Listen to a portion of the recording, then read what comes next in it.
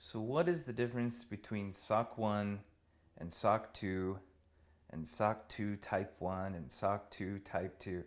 It's a good question because it can get pretty confusing. They all sound sort of similar, ones and twos all over the place.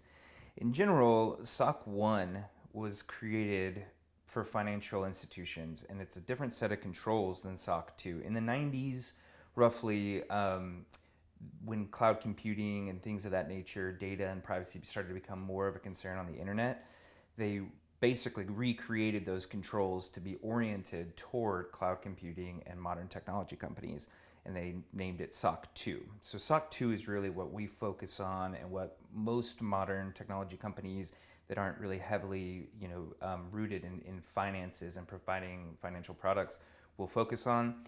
And so for SOC 2, then there's also type 1 and type 2 of SOC 2. So type 1 is really the same thing as type 2, except that it's a point in time snapshot.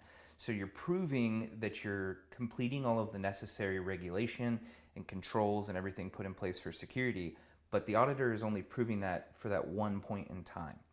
Then your type 2 audit, which you typically would do after your type 1 audit, is for a longer period of time where they ensure that you're following those controls and meeting all of the needs and requirements of the SOC 2 certification, but over a longer period of time. Usually 3 months or 6 months is going to be the minimum that you can prove it over.